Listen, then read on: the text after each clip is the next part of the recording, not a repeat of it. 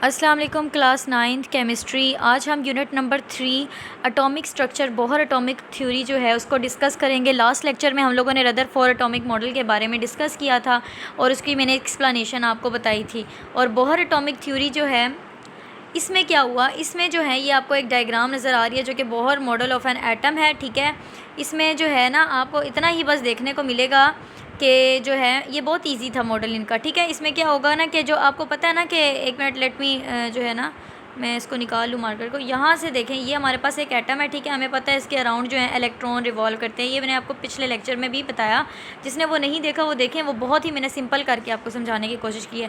Electron जो है ऐसे कंटिन्यूसली यहाँ पर रिवॉल्व करते रहते हैं। ठीक है ना, ये जिस ऑर्बिट में जिस मिदार में रिवॉल्व करते हैं उसको हम कहते हैं ऑर्बिट। ठीक है बेटा, उस ऑर्बिट को ना सिर्फ हम लोग ऑर्बिट कहते हैं, ऑर्बिट को हम लोग और नाम भी देते हैं, जिस उसको हम कहते हैं एनर्जी लेवल। ठीक है, ऑर्बिट्स को हम क्या कहते हैं, एनर्जी लेवल भी कह सकते हैं। ठीक है ना, सर्कुलर ऑर्बिट की बात कर रही हूँ। और हर एक ऑर्बिट की देखें, ये एक ऑर्बिट है, ये दूसरा ऑर्बिट है, इसके बाहर एक और ऑर्बिट होगा। ठीक है, यहाँ पे जो है वो इलेक्ट्रॉन्स रिवॉल्व करते हैं इन तमाम ऑर्बिट्स में, और हर एक ऑर्बिट की अपनी अपनी फिक्स्ड एनर्जी होती है। ये बोहर ने बताया था। ठीक है, पहला पॉइंट इसका इससे रिलेटेड था। और जो दूसरा पॉइंट था, दूसरे पॉइंट में उसने बताया था कि एनर्जी जो होती है इलेक्ट्रॉन की ऑर्बिट में, वो डिस्टेंस से जो है ना उसके डायरेक्टली प्रोपोर्शन है। कि जितना ज़्यादा अगर न्यूक्लियस के करीब कोई इलेक्ट्रॉन होगा, फॉर एग्ज़ाम्पल अभी ये इलेक्ट्रॉन जो है ये वाला, ये न्यूक्लियस है। ठीक है, इसके करीब है, तो दैट मीन कि ये इलेक्ट्रॉन की एनर्जी बहुत कम है। तो जितना ज़्यादा इलेक्ट्रॉन दूर होगा उतनी ज़्यादा इलेक्ट्रॉन की जो है वो एनर्जी होगी, और उतना जितना ज़्यादा वो न्यूक्लियस से दूर होगा। ठीक है, ये न्यूक्लियस से जो ये वाला इलेक्ट्रॉन है ये न्यूक्लियस से दूर है, तो इससे की एनर्जी उतनी ही ज़्यादा है। इसके बरअक्स जो ये वाला इलेक्ट्रॉन है इसकी एनर्जी उतनी ही कम है, क्योंकि ये न्यूक्लियस की ज़्यादा करीब। ऐसा क्यों होता है बेटा, क्योंकि न्यूक्लियस की जो अट्रैक्शन होती है ना वो इलेक्ट्रॉन्स पे होती है। ठीक है, तो वो ज़्यादा इलेक्ट्रॉन को अपनी तरफ अट्रैक्ट करता है, तो इस वजह से जो करीबी इलेक्ट्रॉन्स होते हैं उनकी एनर्जी कम हो जाती है। ये सेकंड पॉइंट में बताया हुआ है। ठीक है, और थर्ड पॉइंट में ये बताया हुआ है, वो आपने एज इट इज़ जो है बेटा स्टेटमेंट याद कर लेनी है। ठीक है, क्योंकि उसके अंदर जो है वो आपको फर्स्ट ईयर में एक्सप्लेन करने को मिलेगा कि जो इलेक्ट्रॉन है वो ये बात पता है आपको रिवॉल्व करते रहते हैं ऑर्बिट के अंदर। ठीक है ना, उनका एक एंगुलर मोमेंटम हो जाता है, एंगुलर मोमेंटम बना लेते हैं वो।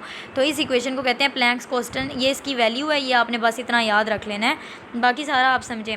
तो बेटा एक और बात आप याद रखें कि जब एक जो है ना इलेक्ट्रॉन है, ठीक है, ये एक इलेक्ट्रॉन का लोअर ऑर्बिट है, ये हायर ऑर्बिट है। ठीक है ना, जब वो लोअर ऑर्बिट से हायर ऑर्बिट में जंप करेगा तो बेटा याद रखना है वहाँ पे लाइट जो है वो एब्जॉर्ब होगी।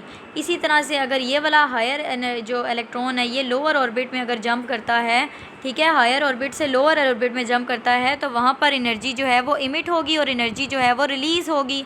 ठीक है, अगर हम लोगों ने इन दोनों की एनर्जी का डिफरेंस फाइंड करना है तो हम लोग डेल ई लगाकर कैसे फाइंड कर सकते हैं, is equal to del E लगाकर बस उन दोनों की जो एनर्जीज़ आई हैं उन दोनों को आपस में उनका डिफरेंस लेके E2 माइनस E1, डेट से बस इतना ही इस टॉपिक के अंदर बताया गया है। बहुत ही सिंपल सा टॉपिक था। आपने जस्ट इसको रीड दे देना है, जितनी भी सारी बातें थी मैंने यहाँ पर वो क्लियर कर दी आपको, ताकि आपको जो है मसला ना हो। ठीक है, द इलेक्ट्रॉन, फिर भी मैं आपको एक बार पढ़ देती हूँ। The electron in an atom revolve around the nucleus in one circular orbit, के एक सर्कुलर ऑर्बिट में जो वो इलेक्ट्रॉन है वो रिवॉल्व करते रहते हैं अपने अपने सर्कुलर ऑर्बिट में। The orbit has fix energy, such each orbit is called energy level. ठीक है, उनकी अपनी अपनी फिक्स एनर्जी होती है और उसको एनर्जी लेवल कहते हैं।